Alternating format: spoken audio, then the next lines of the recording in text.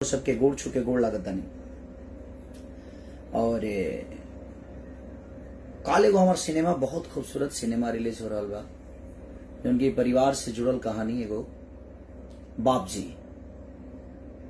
बहुत अच्छा खूबसूरत सिनेमा बा। सोना के देव पांडे जी डायरेक्ट के ले बानी। रितु सिंह जी बहुत अच्छा अदाकारा जो उनकी लगा के फेर लवली जान लेवे करे बगले। मनोज टाइगर जी, बहुत सारे ऐसे एक्टर बड़े जो उनकी रोज सबके देखे की मिली।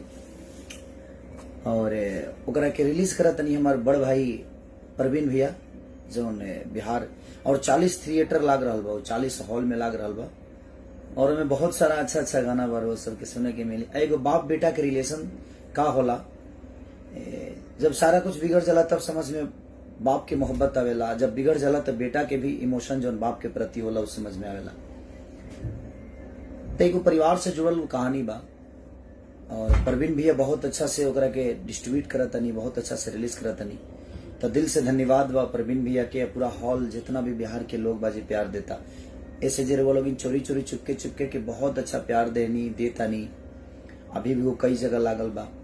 कुछ लोग के शिकायत बा कि भैया इतना गाना इतना फिल्म, तो कुछ चीज ऐसा होला ना कि सारा सिनेमा कहीं ना कहीं लॉकडाउन के वजह से सब स्टॉप पर रहा। आज ही पैसा लगौले बा भाई, हम तो एगो आर्टिस्टे हैं, हम एगो कलाकार हैं। कलाकार होके के नाते हमार का दायित्व बनता है हम क्यों के कहीं के रिलीज मत करी। लेकिन हाँ, सिनेमा जितना भी हमार बनल बा सब के सब सिनेमा एक अलग लेवल पर बनल बा।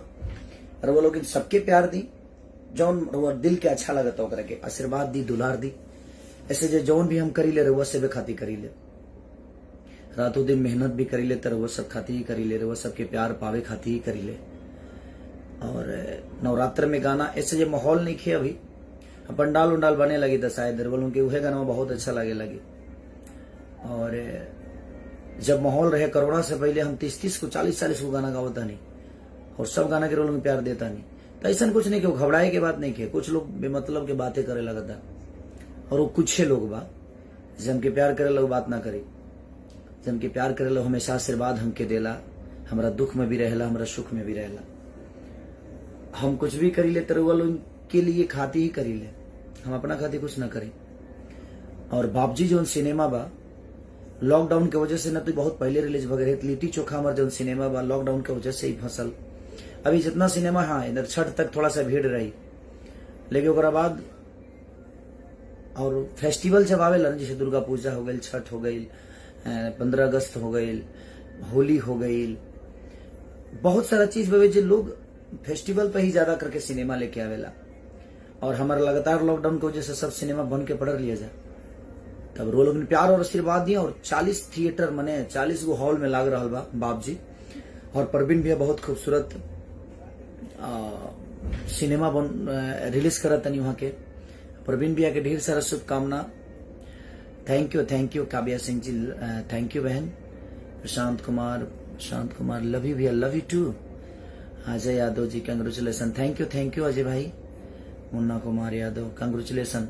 आप लोग प्यार दीजिए। कुछ लोग जो बोल रहे हैं ना कि ये चीजें ज्यादा आ रहा है, कम आ रहा है, ज्यादा आ रहा है, कम आ रहा है, नहीं आता है तो प्रॉब्लम होती है कि भैया कुछ कर नहीं रहे, कुछ भेज ही नहीं रहे। हम करते हैं तो आप कहते हैं कि ज्यादा आ रहे हैं, लेकिन कुछ पल की बातें है। दशहरा के बाद सारी चीजें सीमित हो जाएगी। और दशहरा के बाद मैं खुद ही इतना ज्यादा काम करता हूँ, परेशान रहता हूँ, ना सोने का ढंग है। तो अब थोड़ा सा नींद ले के काम करूंगा, अच्छे से काम करूंगा। विशाल यादव, लव यू भाई विशाल जी, लव यू। अनिल यादव, सबके दिल से